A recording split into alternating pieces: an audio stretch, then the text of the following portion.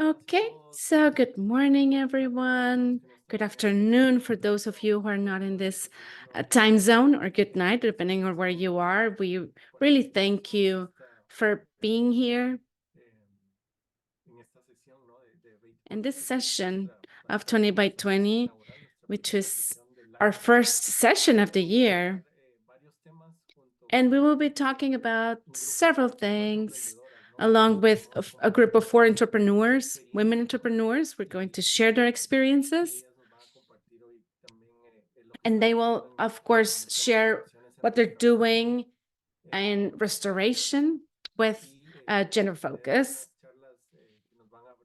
And we're going to talk about, or we're going to have conversations because these are subjects that are really important. We need to understand the different barriers that there are, and we're going to discuss them openly, honestly, throughout today's webinar. So along that line,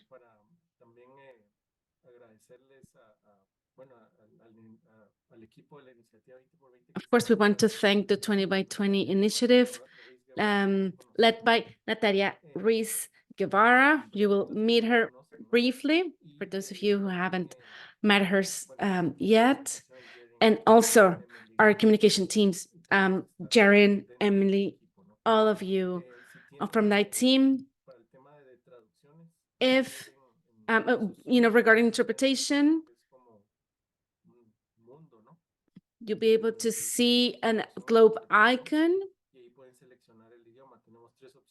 You'll be able to see the language. We have Portuguese, English, and Spanish. Most of the presentations will be in Spanish, and some will be in English. So you can select, of course, if you're bilingual or trilingual, you wouldn't have to, but you can do that if you need. To start again, of course, this is all thanks to the government of Luxembourg. Their Ministry of Environment have always supported us. What we want to do is to scale up both the models that we will see here, as well as others that we don't know yet, but there exist. And we want all of this to help others to start scaling up their projects and to reach their goals. Yes, to start, we all see how hard it is. We see statistics and we see the different challenges that there are. So, of course, news always show more negatives than positives. But in 20 by 20, we have beautiful cases, as for example, the ones that we're going to have together, that we're going to have today. And there are things that are working, and they don't come up on the news as often, but we need to scale up these projects. So to start, we invited one of the leaders of 20 by 20 initiative. This is an effort by the countries of the region, led by the countries of the region. And in this case, it is our honor to have the Ministry of Environment and Natural Resources of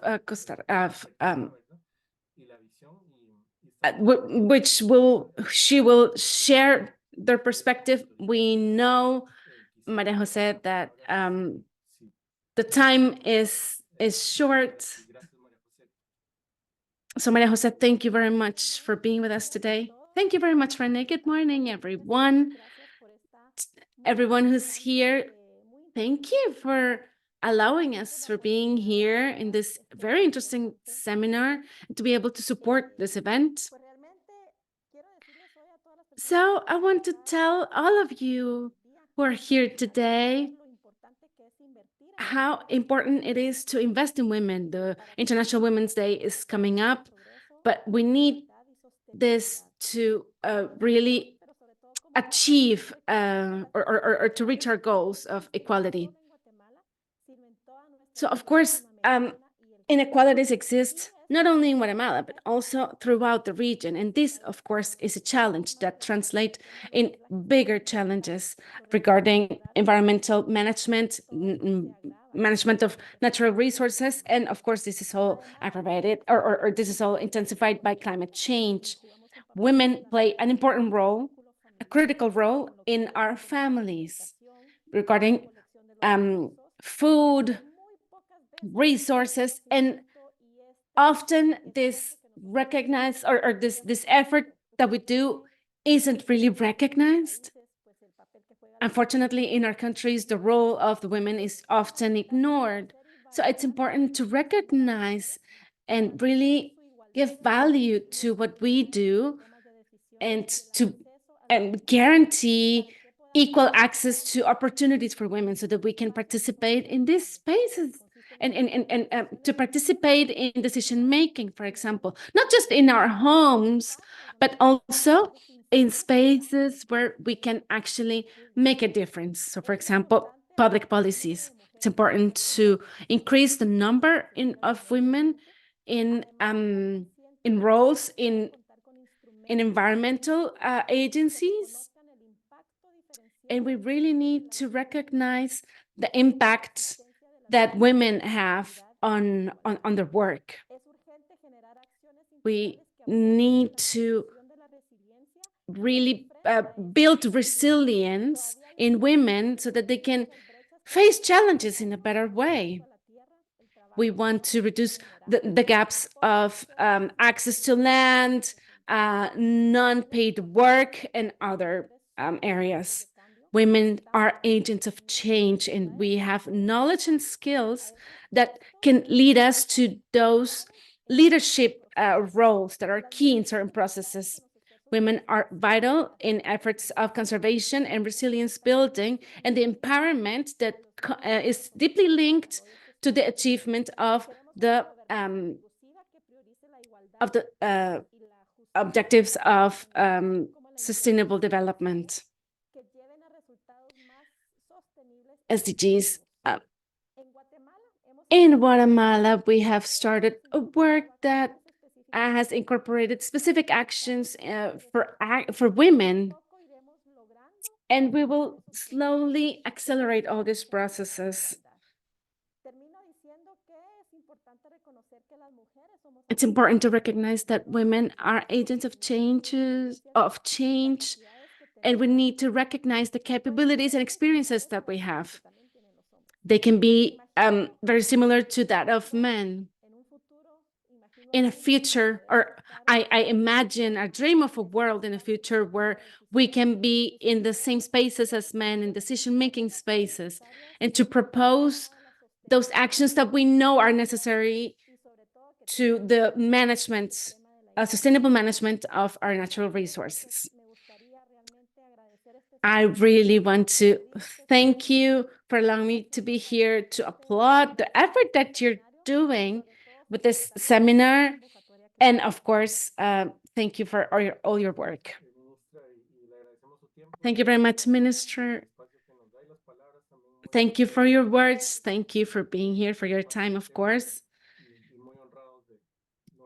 We're very honored to have you again, as well as our entrepreneurs.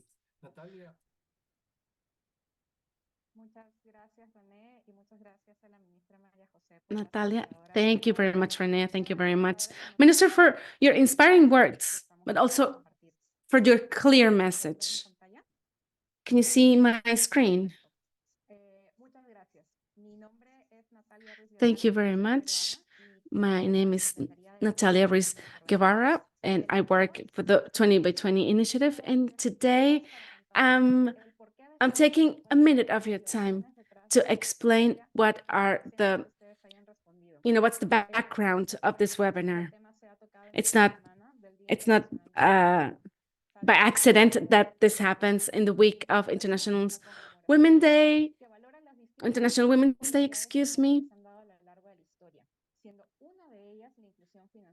But we really need to talk about the inclusion of women in economic development. Many women have talked about the disparity that exists, and our attention today is to contribute to the dialogue around this gap not only financially, but how can we link this to the restoration of landscapes? The ministry was very clear when she talked about what are those gender aspects that are behind ecosystems management and natural resource management. We know that there are multiple researchers that prove that women have a huge contribution in restoration, not just due to labor, but also due to knowledge and skills.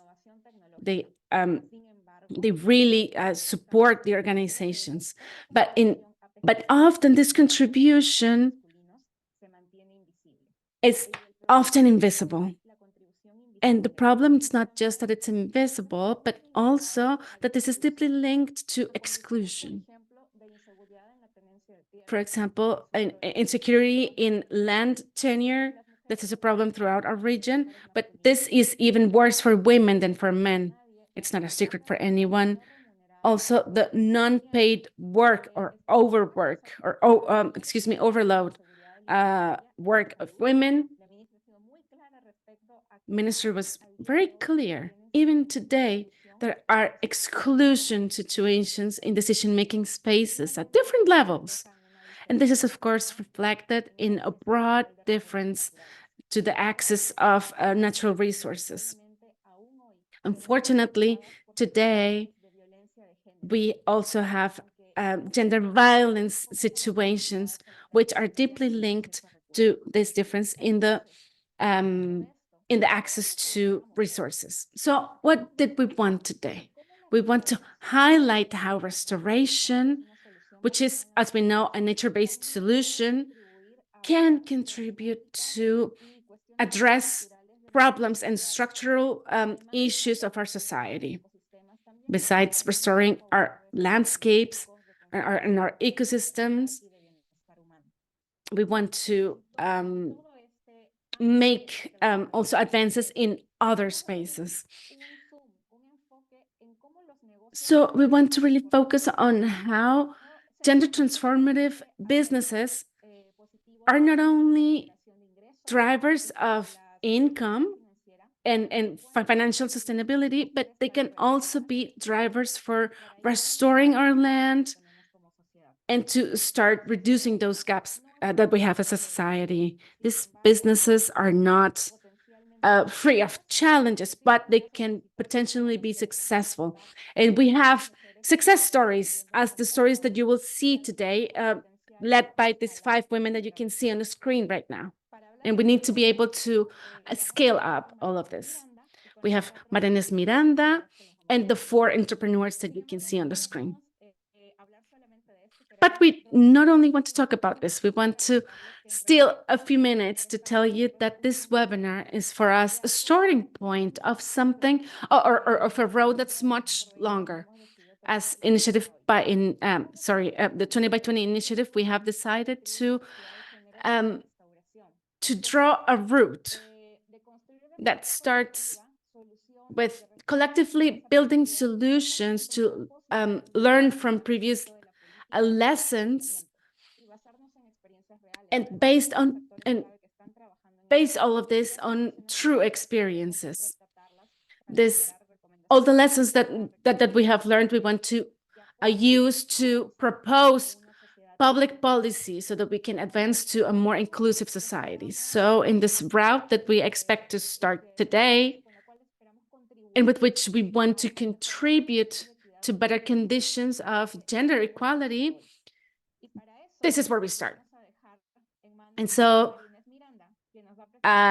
Marines Miranda will present a study, a research to scale up restoration in Latin America. So you have the floor. Thank you very much. Thank you, Natalia. I hope you can see my screen, but before that, I would like to welcome everyone who are here with us today. I would like to see it in a presentation way. Let me change this.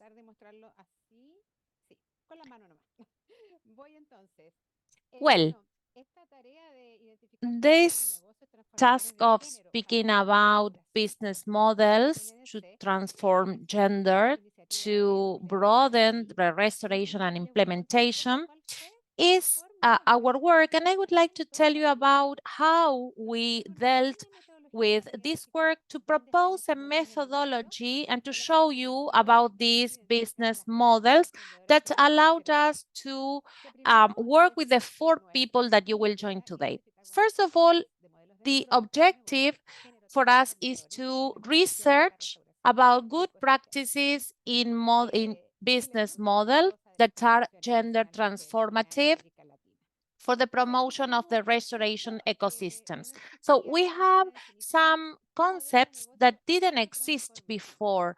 This is a gender transformative business model. So what's that? And how can we approach that? So thinking about that and doing some kind of brainstorming, we thought about an economic empowerment element. The minister said that we need to have an advocacy space, some position of participation and engagement. So we have the element of businesses based on nature. We have that element. We have the contribution to the NDCs of the countries, and we have the feminist empowerment or their entrepreneurship. So from now on, when we speak about gender in this context, we are speaking about women and some other represented sectors. So we hope this tool represents a lot of sectors, not only women, but other sectors that are also excluded. The fundamental principle is that the entrepreneurs that we address must deal with environmental issues, and they must strengthen women economically. Women and other excluded sectors. We can interpret this in different ways. So we will read the following definition. A woman in charge of its economic future is a woman that has power over her own life. So if we can guarantee that women and girls have control over their futures, their well-being, that is, they earn money, they don't have less power or benefits. That is, we can help in that way to create a world where women, girls, boys, and men have equal opportunities of growth. So when women and girls can participate in the economy, something is created that is better for everyone. So with this definition is what we are going to have.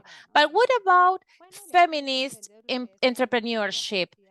You know that this is the challenge of identifying opportunities, having the initiative and management of resources to create and lead a company. So this is what we call feminist entrepreneurship.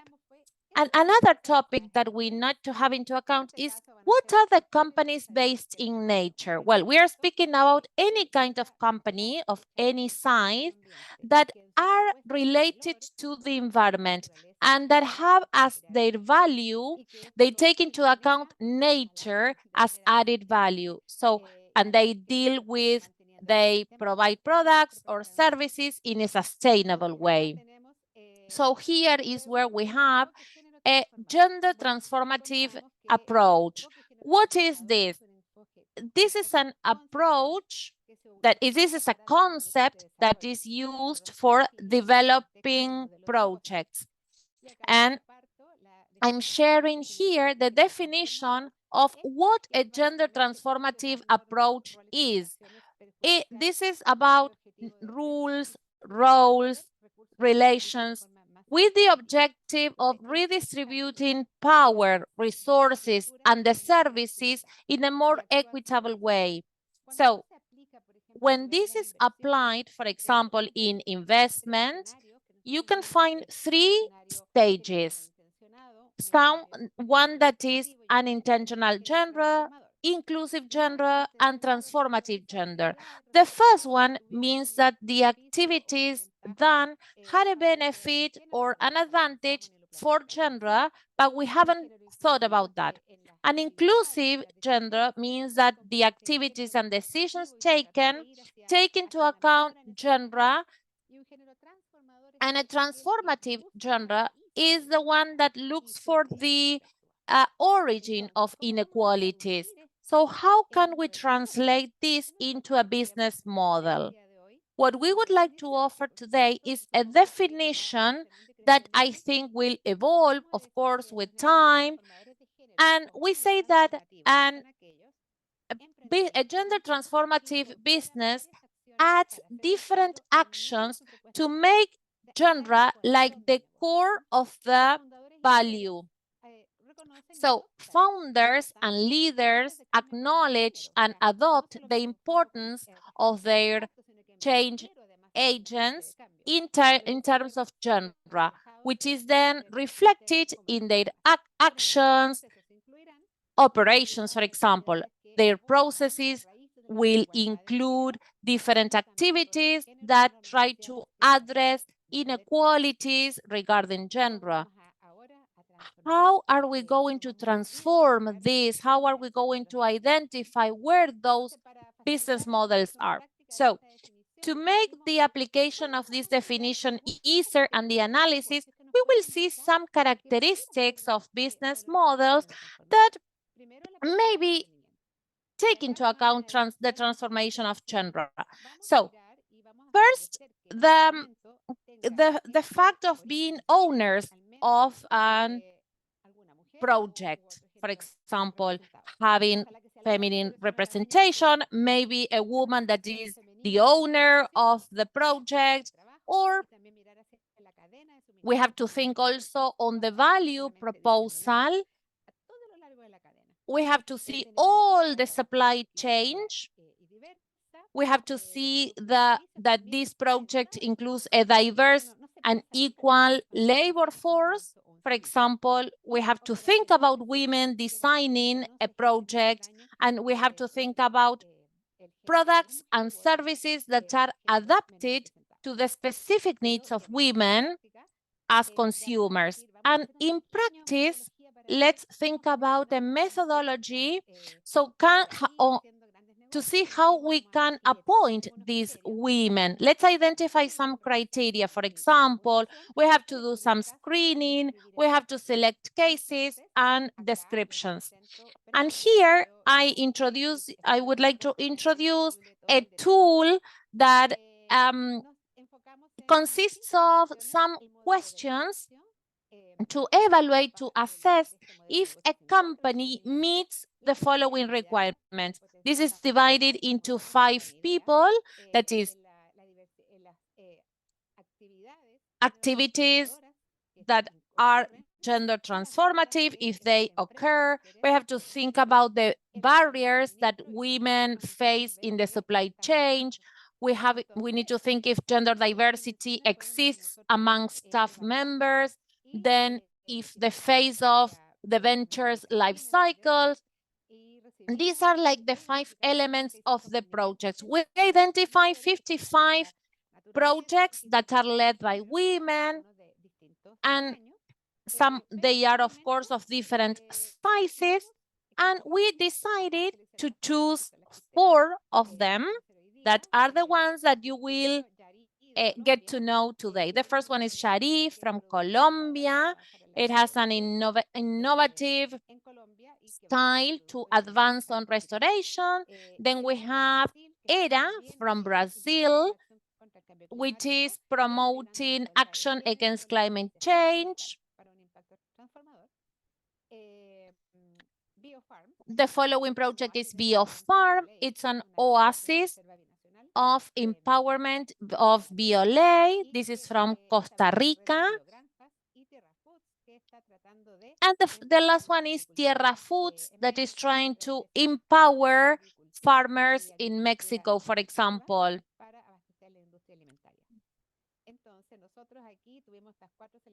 We chose these 4 projects. Shari and BioFarm are like on the list scale phase, and the other ones are more advanced. Here we have, you can see about Shari. Then we will show, we want you to see the phases that are behind all these projects. This project produces and sells natural products of skincare, and which are elaborated with fruits from the Amazonia and through restoration of native species. They use them for the production of their products, and you can see the inequalities that they face. For example, gender inequalities, and then you can see what actions were taken and the contribution that this project has with the society. Then you will listen to Hannah. She creates projects. She's very ambitious with the impact that she wants to create. She works with forests, and she is using she's using the certification that helps to promote restoration. Maite Gachens, she's in Costa Rica, and through a system of cooperatives in Amistad National Park in Costa Rica, she has farms that preserve the environment, and she wants to empower women that work in their households. So she reorganizes the landscape in an incredible way, and we saw how this project might be replicated in some other places. And finally, Marcela, she creates different ingredients for food that are healthy, and she promotes diversity of food in the supply chain. She uses biotechnology for her products. So here you have all the what she uses, like technology, the element of ambition.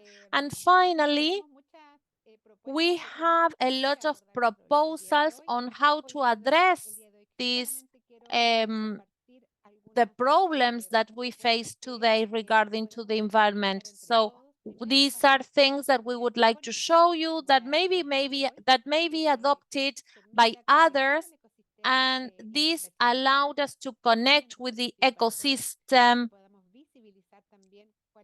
The idea is that we can see different projects that are led by women, and to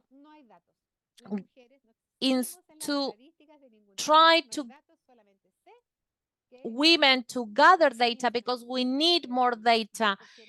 In the United States, 2% of the impact is given to women, and 0.4% goes to minorities. So we have a very big gap. We need to booster their relationships with associations organized by women, because we are lacking collaboration between companies and women organizations, so that these women are visible, so that they have financial education. And finally, what we are doing today is to show successful cases, women that lead businesses, to highlight stories. So that's all, and everything that we can share about this study will be communicated with you, and I'm open to having your comments, suggestions. This is the first step, and from now on, we will continue our work. Thank you to the WR staff for being so open. Thank you very much, Marines. Well, she stops sharing. I will remind you that we have the Q&A button available for you in case you have any question to Maria Inés, any of us, or any of the entrepreneurs that will present coming up. I'm going to introduce you to Diana Vargas. She is a woman from the Colombian Amazon. She's a professional in finances and international commerce. She will talk to us about Yari, her entrepreneurship, her company, and you have the floor, Diana. Diana, are you there? I think we lost her. Yeah, unfortunately, we apologize. Diana is not with us, so we're going to wait for her to come back. So let's go to Maite. Hello, everyone. How are you? Thank you very much, Maite, for being here. She's an educator and environmentalist from Costa Rica, and she will talk about biofarms, her enterprise. Give me 1 second to start sharing my screen.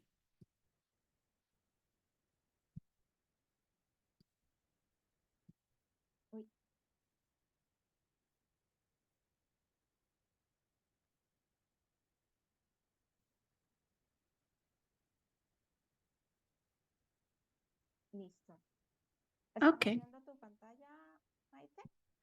Can you see the screen, Maite? Yes, yes, thanks. Okay.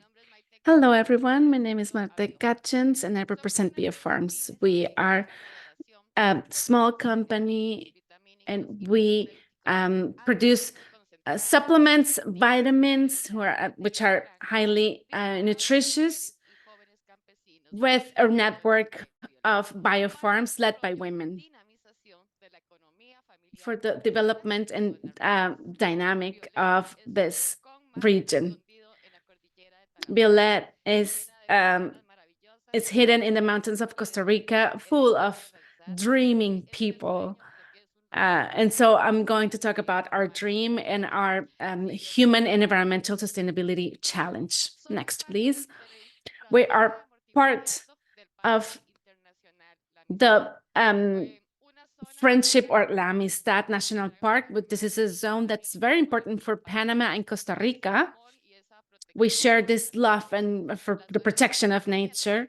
This buffer zones are this fragile zone that protect resources of the rest of economic activities. We are part as well of the bio corridor of Mesoamerica. This is important for us to protect diversity in North America, but also South America. And it starts in Panama and goes up to Belize and some states of Mexico. All of this wealth, according to UNESCO, is now heritage of humanity.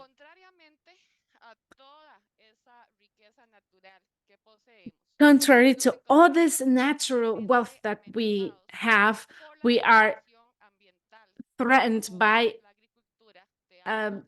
environmental devastation that is generated by monocrops in the zone. We have seen how we've been losing forest due to the lack of opportunities that these remote areas present or have available. And this, this is something that happens throughout Latin America, and of course, BLA isn't the exception. And this lack of opportunities hits especially women because their opportunities for growth are severely limited. Worldwide production of food is 50% of this uh, it's 50% of the food efforts of the entire world. The ministry and Marines were talking about this, how the efforts and role of women is invisible because they have this labor that is completely invisible, but on top of that, they have to look for new ways of income.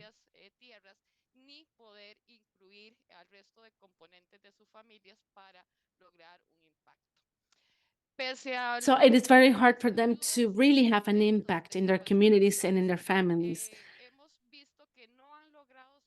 Despite being trained in several different areas, we see how there have still the same challenges, which is access to land, real trainings,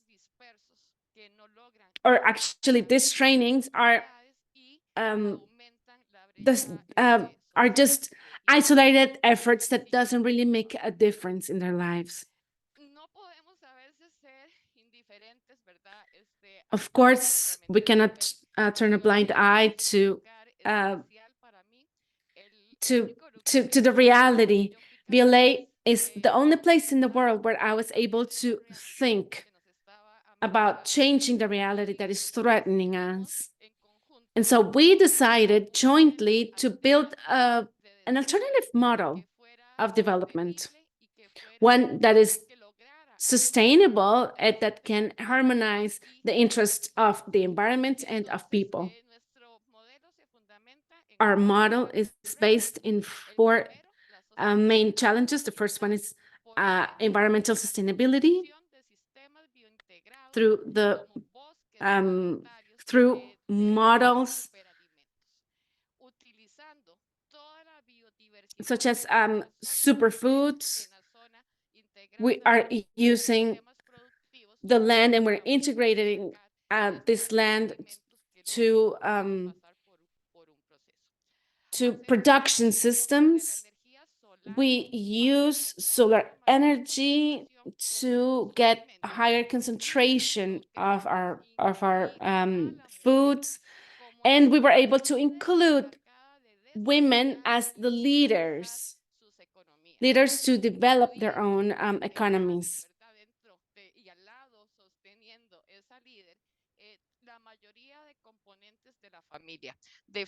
And along the women, we included as well many of the components or the members of their families so that we can have financial sustainability for these projects. Unfortunately, natural production for small farmers is a big challenge, especially when we face imports from industrialized countries that are produced in ways that are contrary to our values.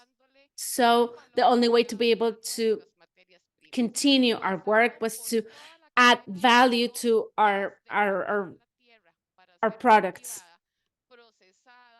So since we start processing the soil, and throughout the entire process, we have added value so that we can guarantee that sustainability. There isn't environmental sustainability if there is no social impact. This is only achieved when we have a system that is that distributes equally. So we have a consortium. The women leading these biofarms, as well as youth, are participating in one single common brand. Biofarms represents that joint effort to transform this reality and to be able to tell people that yes, we can work alongside nature and we can build an economic system or economic mechanism that allow us to yield all that work. So the offer and the concept that we had from these biofarms led us to offer a line of products, in this case, highly concentrated and nutritious, that were 100% naturally produced. The supplement industry doubled during COVID and has been growing steadily since, because more and more people are looking into improving their own lifestyle. And they also want to participate in that impact in climate change. So we knew that we needed that change, and all those little efforts that we started um, now are now make us or has resulted in us being that change driver. And so now consumers have a purpose and they want to have an impact in people's lives. So we now have a traceability of our products. So those who are consuming not only get the benefits, the health benefits and nutritious benefits, but now they know that they are supporting sustainable projects and that they are impacting lives of people. Next, please. The future is only possible if we join efforts. This project has the support of important institutions at national and international level to turn that dream of sustainability into reality. We are ready. We're absolutely ready to scale up our project to become that network of alternative businesses who transform reality throughout the region, throughout the buffer zone. According to our experience, we are based in the regeneration of soil, working with regenerative farming and cattle management.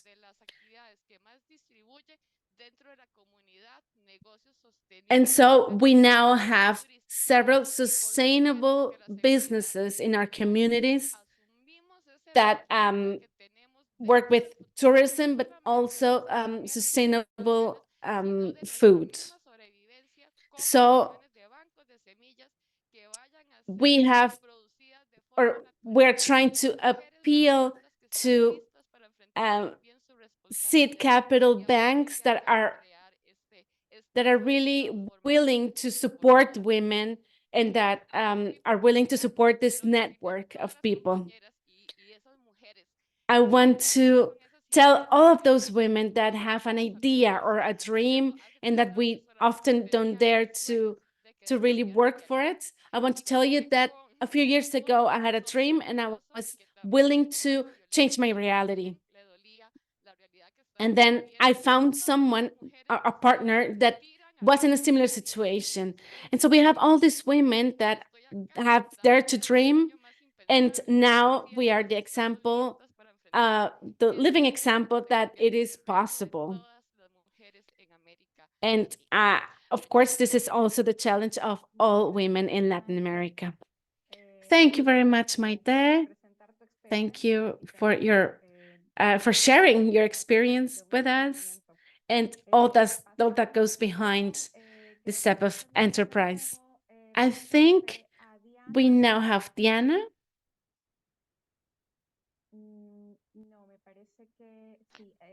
Okay, let's continue with Diana.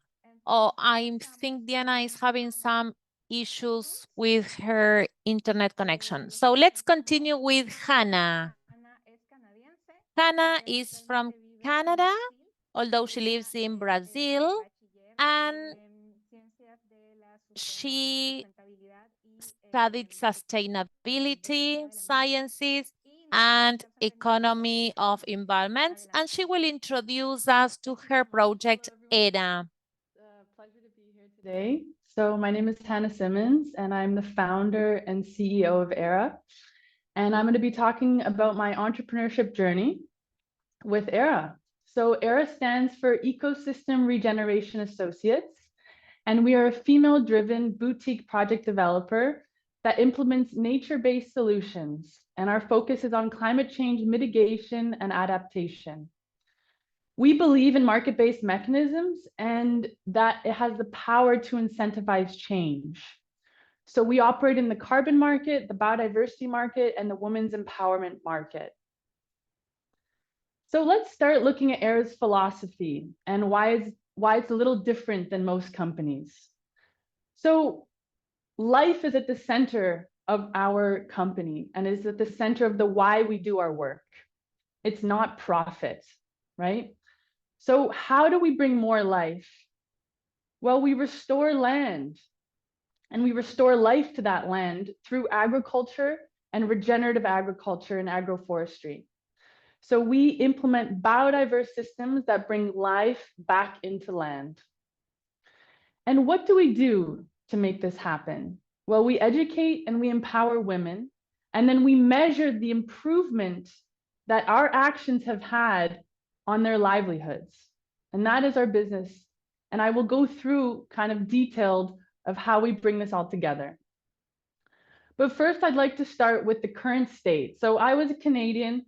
I studied in Canada environmental sciences, and I cut my teeth in the Canadian carbon markets. And after being very cold, I said, okay, I need to go south and I need to have some hands-on experience with sustainable development. Both my parents are entrepreneurs. So when I got to Brazil and I came face to face with this reality that you're seeing on the screen, which is the Cerrado biome, I said, I need to do something about this.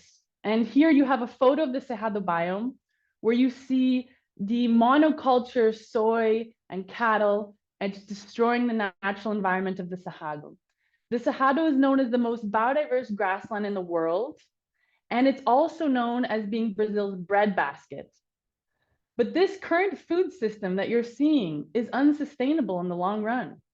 I mean, we're losing animals, we're losing habitat, we're losing water, and most importantly, we're losing the social diversity. Because smallholder farmers and the next generation of farmers, they're being pushed into the cities, they're being pushed out of their homes. And this disturbs me because smallholders are responsible for producing 70% of food consumed in Brazil and probably worldwide. So we need to focus on smallholder farmers, and we need to focus on bringing biodiversity back into the land, life back into the land. So how do we transform this current situation? So like I said, we are building the new food system, the new paradigm of our food system. And this one is based on life, and it's called the bioeconomy, and it's run by women. And so what is the bioeconomy? It's an economy based on nature and her gifts, the fruits, nuts, the seeds, the oils. It's an economy that respects nature's diversity, her natural cycle, and her soul. And it's not an economy based on endless consumption, maximizing GDP, and monoculture.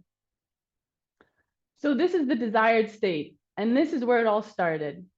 This is a 1 hectare agroforestry system that ERA planted in partnership with Escola Família Agrícola in Tocantins. It's basically a rural agriculture school, and ERA did a partnership to bring a new curriculum, a curriculum based on regenerative agriculture, so that students had the hands-on opportunity and the experience to learn theory and the practices of how to actually implement, harvest, plant, manage an agroforestry system. And agroforestry is the best way to include women in agriculture in Brazil because they can harvest the nuts, fruits, and spices. The typical monoculture system in Brazil is very exclusive of excluding women because women don't normally work in the ranching activities and then the soy tractors.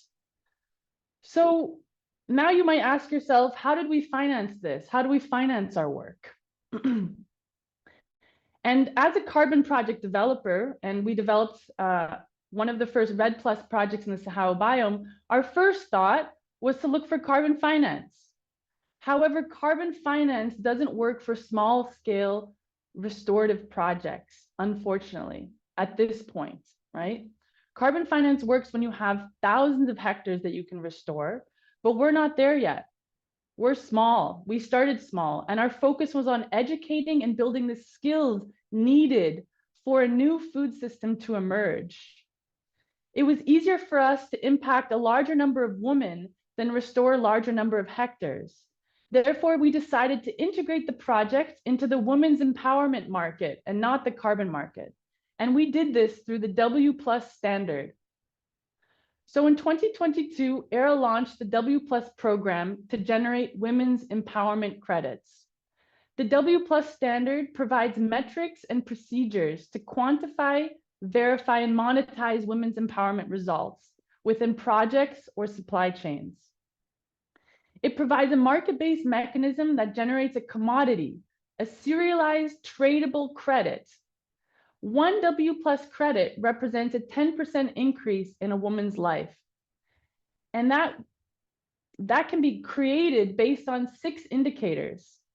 So these 6 indicators are here on this little wheel, and they're time, income, knowledge, health, food security, and leadership.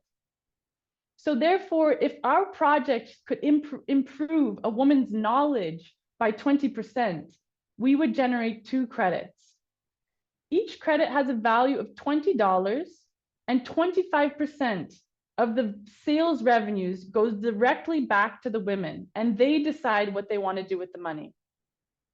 By empowering women, we generate a series of co-benefits, including carbon sequestration, soil health, biodiversity, and habitat corridors. This is the future we should be investing in. So why women? Well, women bring life to this planet. Therefore, we will play a big role in restoring and regenerating degraded ecosystems. And women's empowerment catalyzes impact across all the SDGs.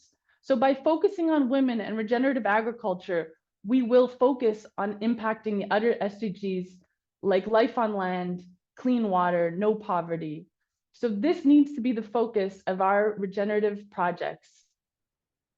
So how does the W+ standard work? Well, I'm going to give you a walkthrough and a step-by-step of our process.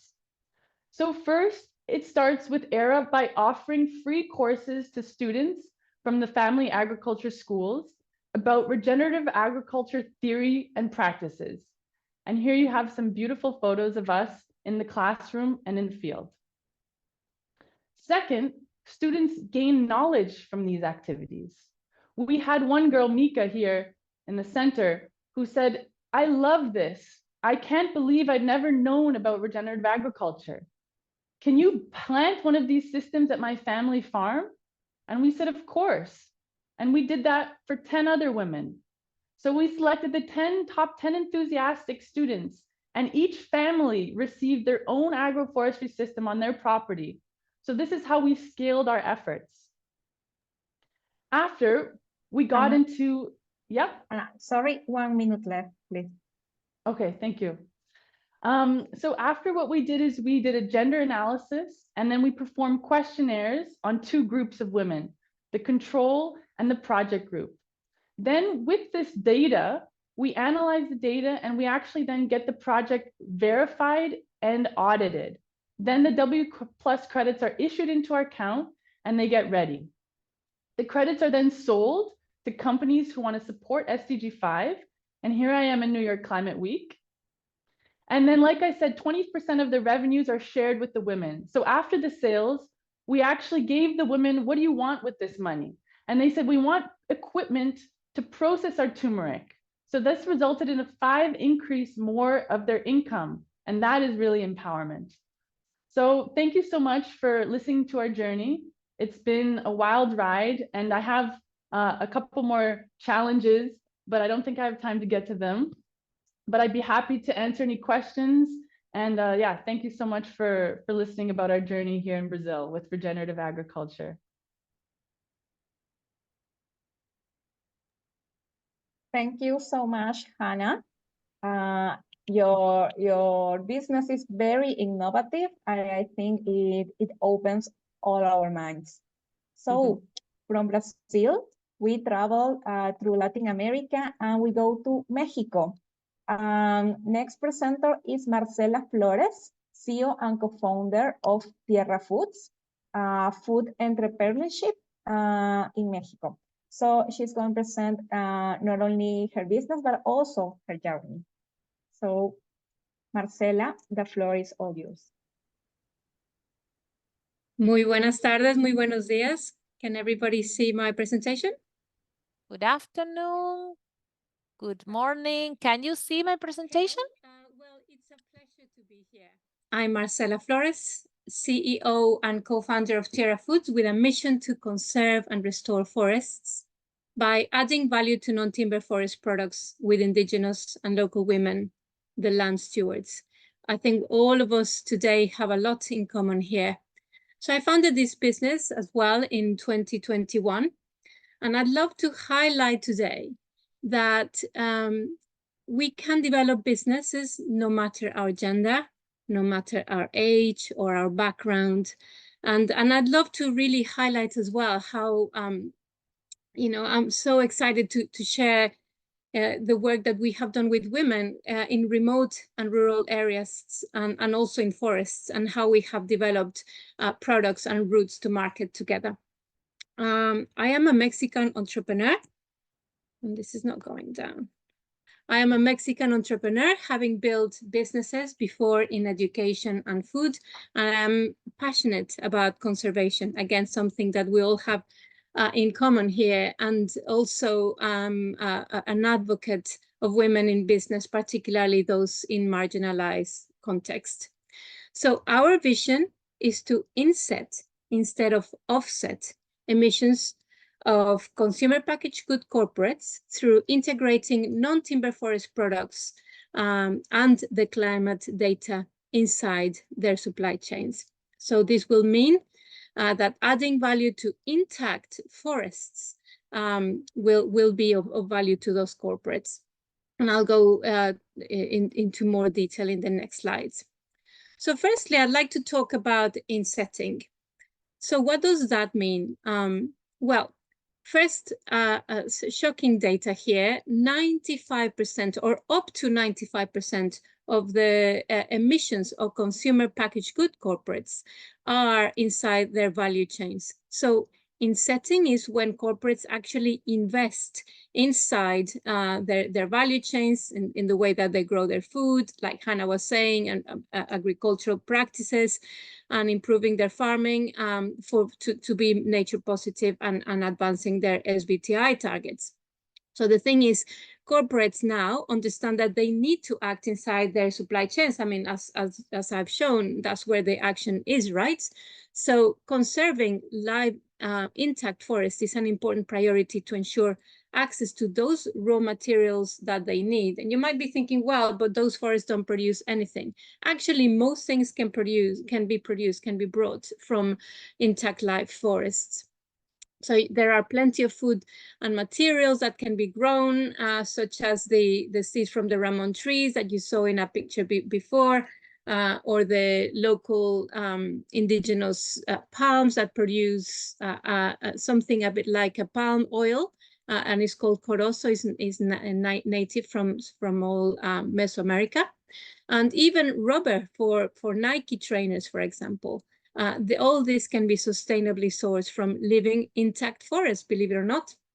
So these systems obviously emit lower greenhouse gas emissions, they regenerate nature, they provide economic opportunities for women, and those systems also make the supply chains of corporates more resilient. So all in all, they bring lots of benefits, including enriching the corporate brand equity. So it improves their reputation.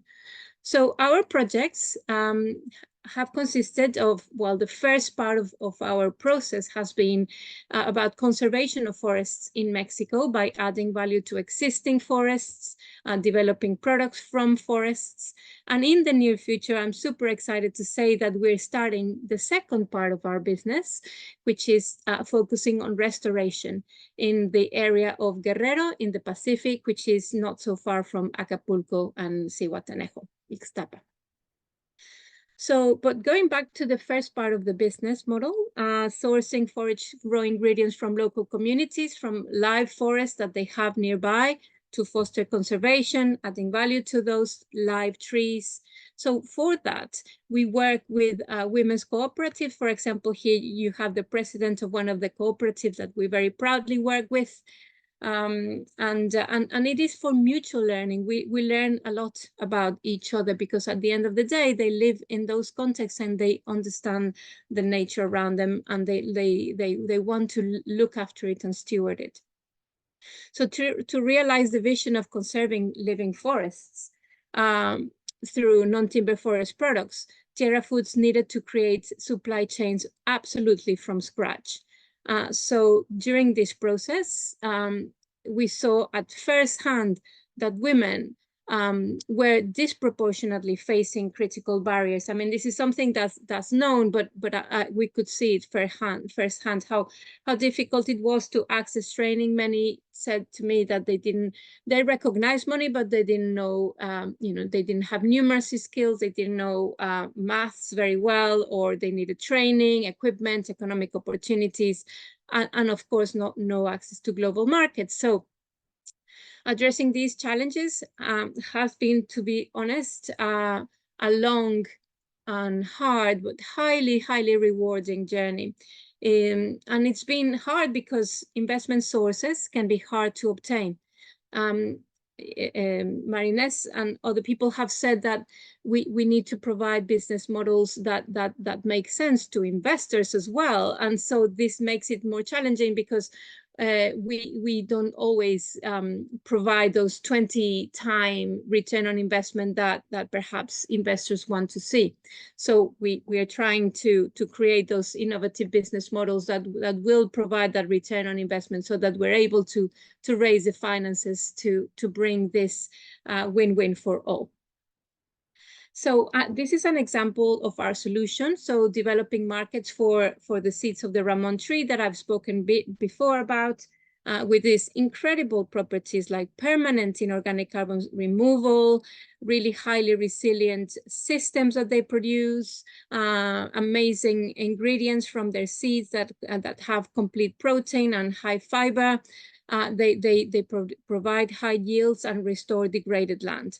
So this is an example of a little bit of the life cycle of the product. So from tree to seed to the flour, and then bakery products.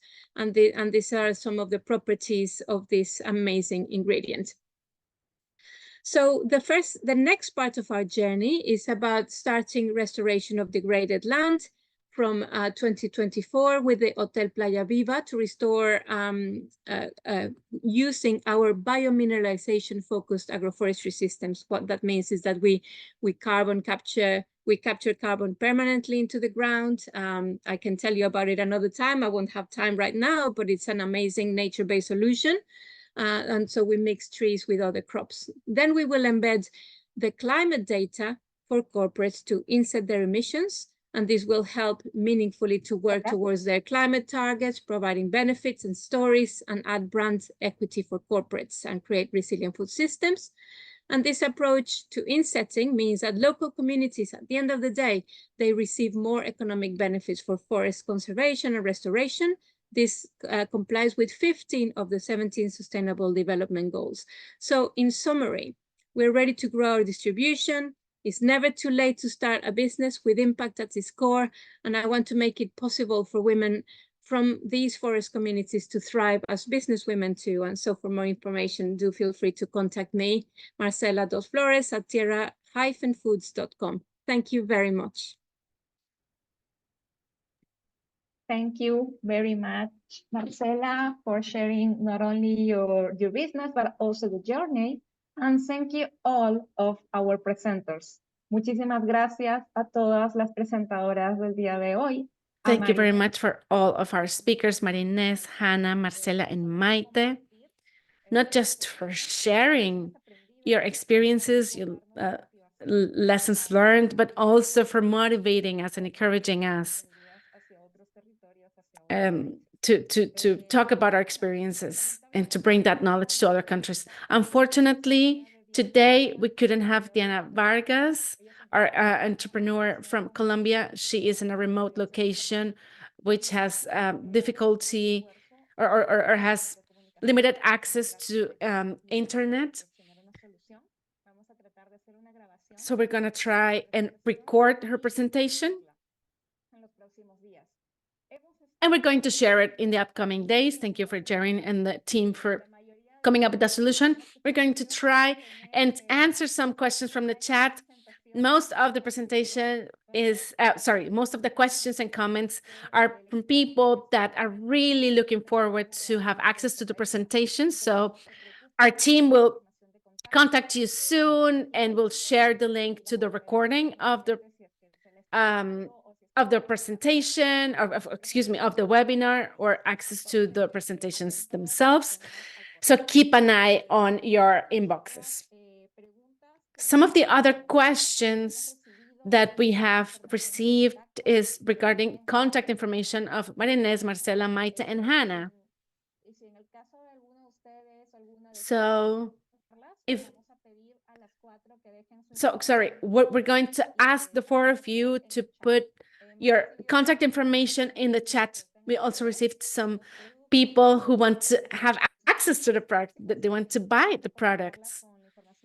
So again, they're going to share their information in the chat, so feel free to contact them. And also, please share your websites as well as your emails. We have time to answer verbally or orally some of the questions. Some of them we have been answering in the Q&A section, but we have a question that's addressed to Maria Inés about someone who has had experience with commercialization barriers. So spaces where there are female businesses, but how these businesses have a lot more barriers accessing markets compared to men-led businesses. Thank you very much, Natalia. First of all, I'm very proud of my colleagues who are here, such talented people. I have been an entrepreneur myself. I had a business related to wood, but it's not necessarily that we women have difficulties accessing the market. The problem is that we have limited access, or the barriers are in accessing or being able to foster added value to our supply chain. So, for example, in my country, to be able to ask for a loan, my husband would have to do it, right? It was under his name, not me as a woman. So I think my colleagues, Maite, Marcela, and Hannah, have very complex and long journeys, right? Throughout years, they have articulated private funds, public funds, angel investors, impact investors. So there is a long road to success. And this road is mostly unknown. And that's what we're trying to relieve today. How can we connect so that that experience, that path is visible for all? I don't think it's the fact that we're women that we can access the market, but there are legislation barriers, financial barriers, even language barriers. So if you don't speak the language, how can you access international markets? I was able to insert my products in Europe because I was able to talk about the added value that my enterprise had for a client that wanted that value. So to be able to understand who wants what you're offering is very important. And for that, we need, as I said before, being connected, having networks, but mainly visibilize the entrepreneur ecosystem so that we can tackle or trying to tackle the barriers that exist today. So, for example, women, when we are pitching to investors, it is researched that the investors have a gender bias regarding the questions that we'll ask, male or females. So men will question our knowledge in what we're trying to do, and males are going to ask other males about, I don't know, projections and like financial figures. So that's why equality is such an important thing here. Nobody realizes how important it is. But these women have walked a long and complex path. And we want this to be more accessible and visible for other women in the supply chain who are helping or supporting with their resources and with their skills. So that's what we're aiming at, transformation.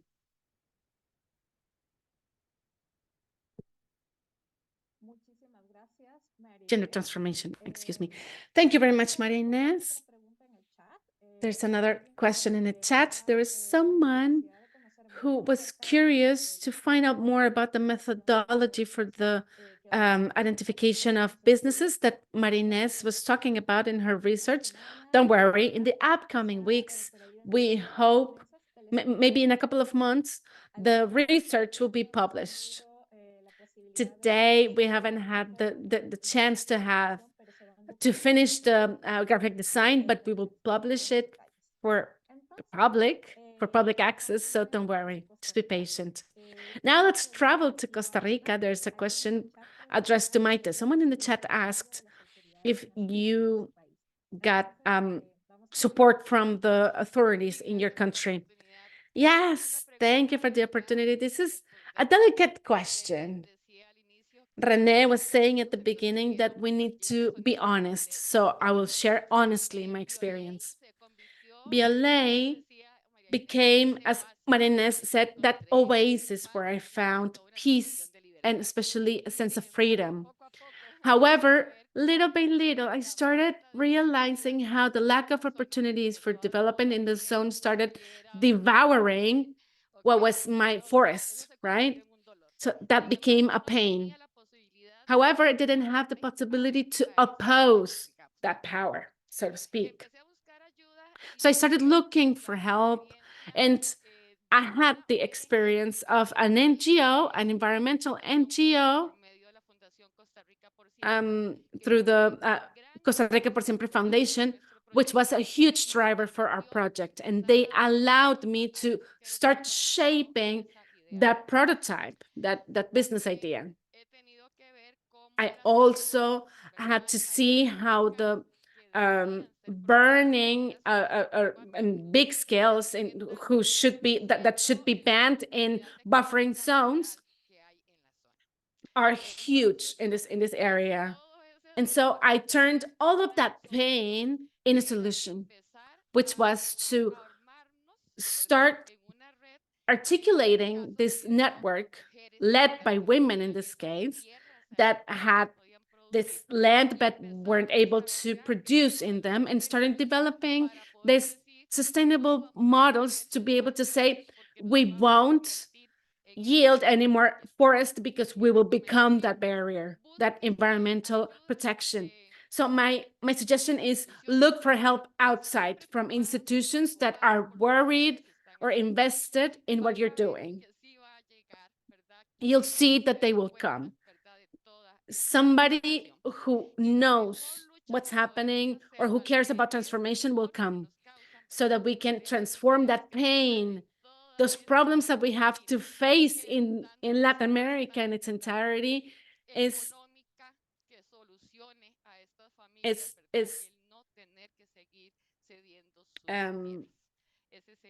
let's say this will become the answer to all of the problems that these families in these rural areas are facing. Thank you very much, Maite. This is very important. Not just following laws and norms is important, but we have to come up with innovative solutions, right? So that we can really provide a livelihood for families that live there. We're about to end this question and answer question, but section, but we have a recurring question in the chat. How can you overcome this financial or financing barriers? How did you overcome finance challenges and barriers for your business models in order to do this possible? So let's begin with Hannah, please. Yeah, it's a great question. So every startup needs seed capital. And we managed to get our seed capital from a grant that we won from the Swiss Re Foundation for our concept. So with that grant, we were able to implement our first agroforestry systems and offer our first courses. But that money runs up. So what we needed to do is find a way to create a business model that could create more money. And that's where we got the W plus standard. So with our agroforestry systems and our courses, we impact the women, we create the W plus credits, and then we sell those W plus credits into the market. We've already managed to sell 2,500 credits at $20. So that was a really important piece. But what we did is we sold it as a prepayment. So we asked the company to pay us upfront because the verification costs and the certification costs were quite high. So they prepaid us, and in exchange, we delivered the 2,500 units once we successfully passed through verification. So there are a lot of ways that project developers can creatively finance their operations and their business.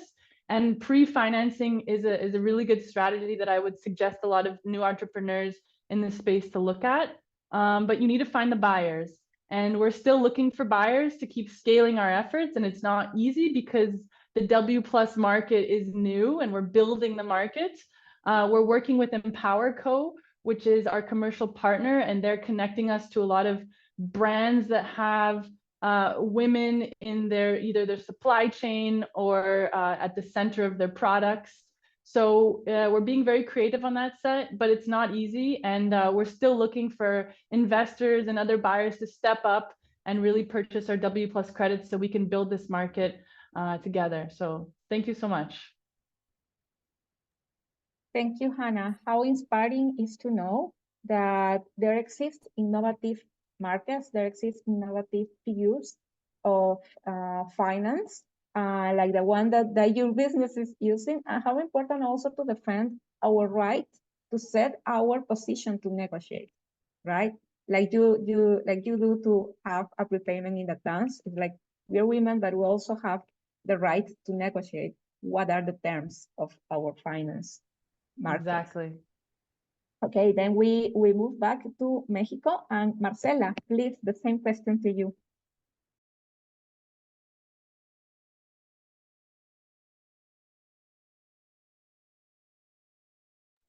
¿Prefieren en español o en inglés? Would you rather in English or Spanish? Okay, in Spanish. Okay, so to add up to what Hannah said, there are great accelerators and incubators. We were part of an incubator.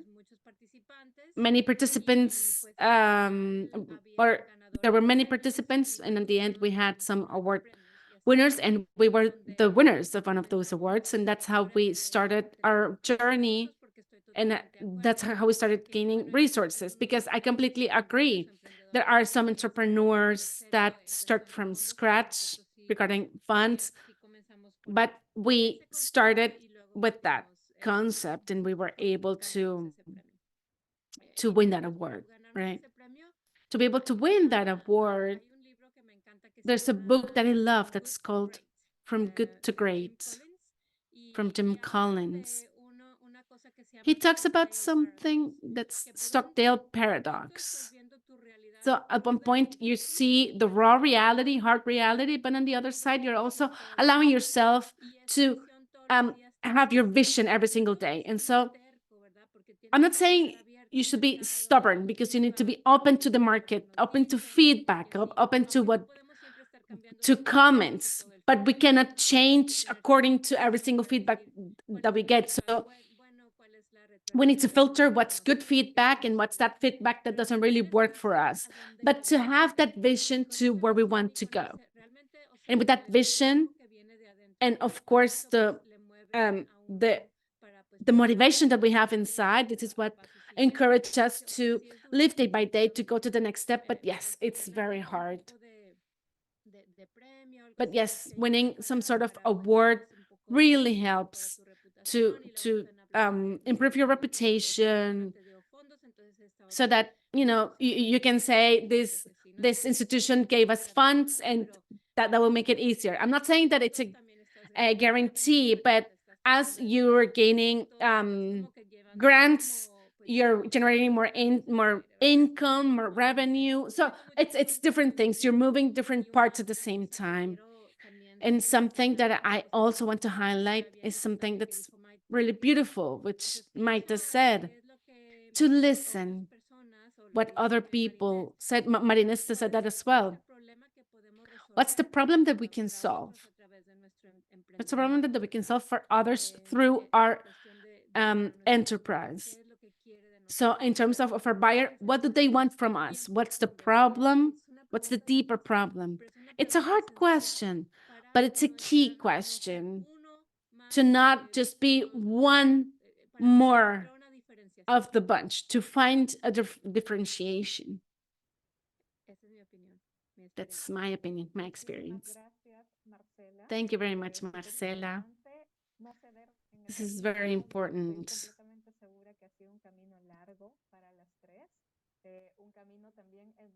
I know this has been a long journey for you, with a lot of difficulties as entrepreneurs, but you have strengthened your values, and also the aim of your business, of course, that is to have profits, but respecting the ecosystem and the society in which we live.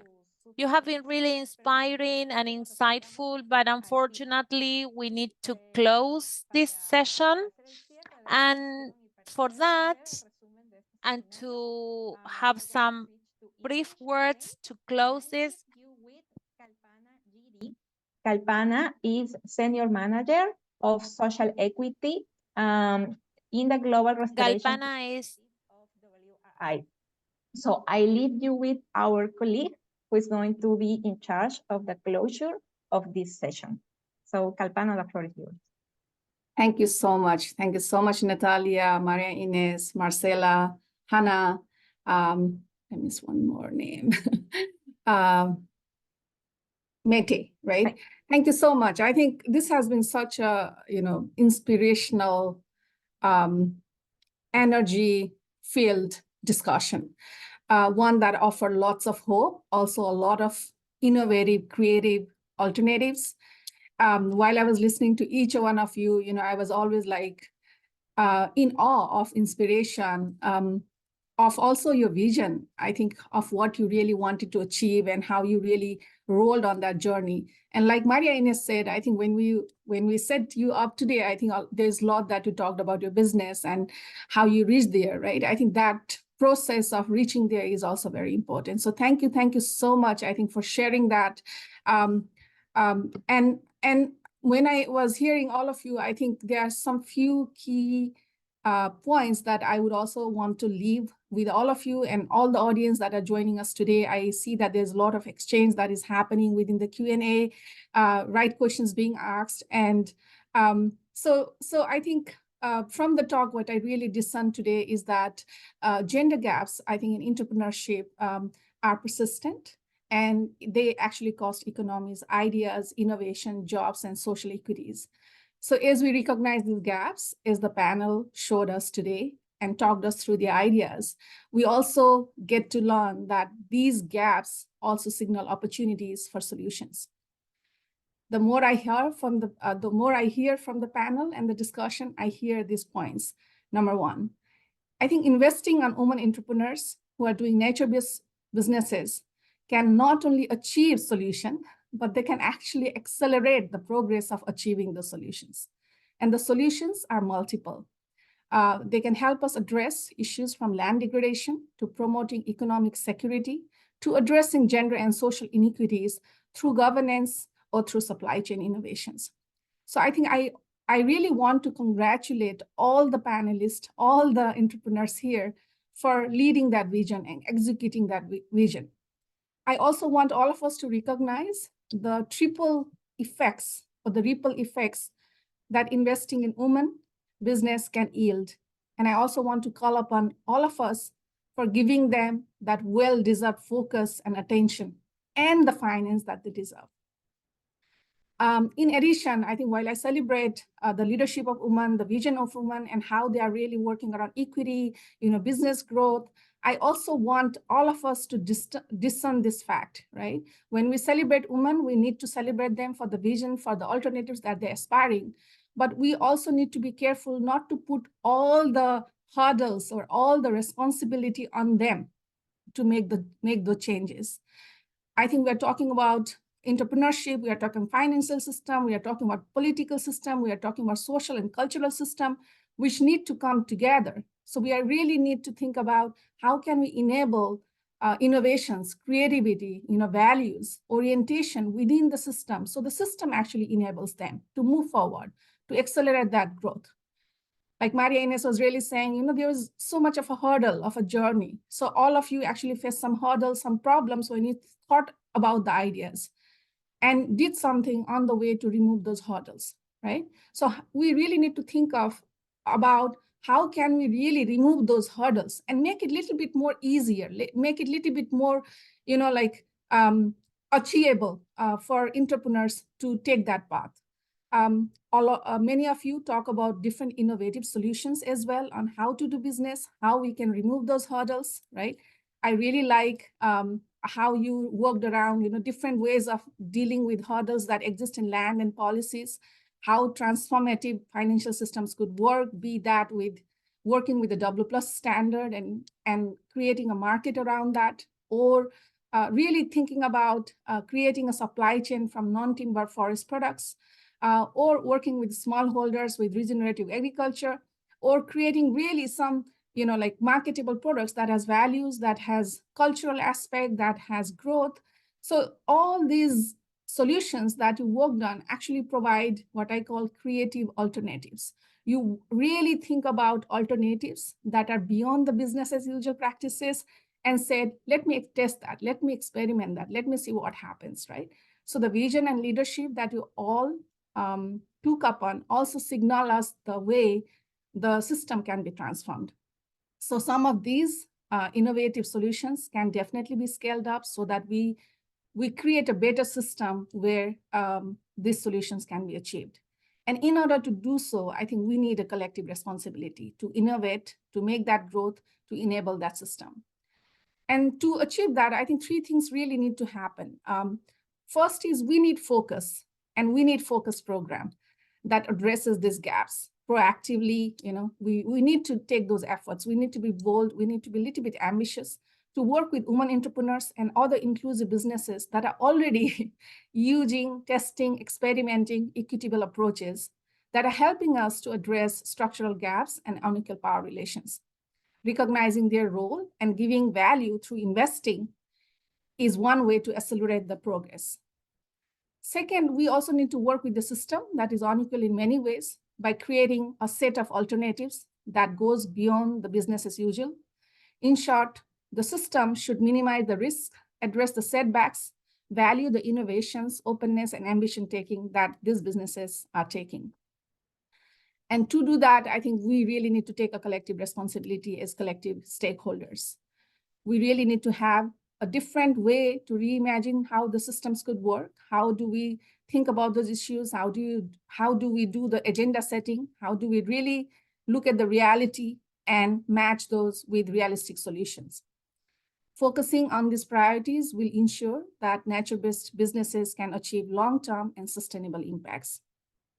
So once again, I really wanted to thank all of you for all the innovation that you aim for, that you lead, and I think creating that inspiration for all of us to really take it forward.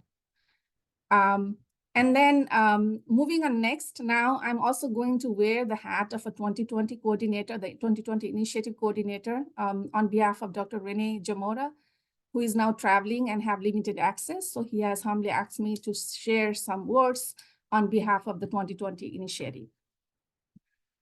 So On behalf of Renee, I really wanted to congratulate you once again for sharing your time and engaging with us on this platform and sharing this wisdom and innovation. Like you said, Initiative 2020 is the SPAN regional platform and initiative that really works around land degradation issues and solutions, taking different components as a mix or as a package, from finance to equity to policy to institution building. And it really works or rests on the power and potential of stakeholders, the collective stakeholders. So on behalf of Renee, I really want to echo that Initiative 2020 platform is here for you as members to work together and co-create solutions. To challenge so many hurdles and experiences that is experienced by women and other disadvantaged groups in all countries, and to design, strategize, and better implement gender and social equity actions in restoration activities from the ground up. Please also note that we will be also launching a new strategy for the 2020 in May, and we'll invite you all to participate in that engagement with us. Once again, I would like to echo on behalf of Renee, a huge thank you and humble gratitude to all our panelists, including Maria Ines. I met Maria Ines 1 year back when we were in one of the 2020 initiative, and some of the discussions begun on how we can really work around this. And seeing this, event happening today, I think we already see some progress is achieved around that. But then along with Maria Ines, we also want to thank Marcela, Hannah, Maite, Jereen, Natalia, who is all behind the scenes making this event happen. So thank you so much. We appreciate your leadership, your vision, your engagement, and we wish you all the best. And we would also like to explore ways in which we can collaborate, for synergies, for scaling, and how we can really build secure partnership around that. So more will come over there. So with that, I really wanted to thank also the World Resource Institute, other colleagues. Many of them have actually contributed to taking this webinar forward. So thank you so much for making this event engaging one. If there are certain questions, we would definitely entertain that even after the webinar has ended. We'll also share some of the information of our panelists and their businesses through email. So thank you so much once again. And I think let's strive to make inclusion a reality, right? And let's try to practice and build up the inspiration and vision and solution that some of our panelists have showed us today. Happy International Women's Day. I think we can accelerate the growth, but we just need to do it the right way. Thank you so much. And with that, I would also like to wrap up the session. So Natalia, you want to take a last stage? Thank you, Kalpana. I switch to Spanish again, solo para despedirnos de todos. So thank you very much, everyone, for joining us, for being here until the end. Thank you to all of you. And from the Initiative 2020, we would like to have you in the future, in our future events, and to have you in this plan, in this work that we are having. Thank you very much to our panelists, and we'll see soon. Thank you.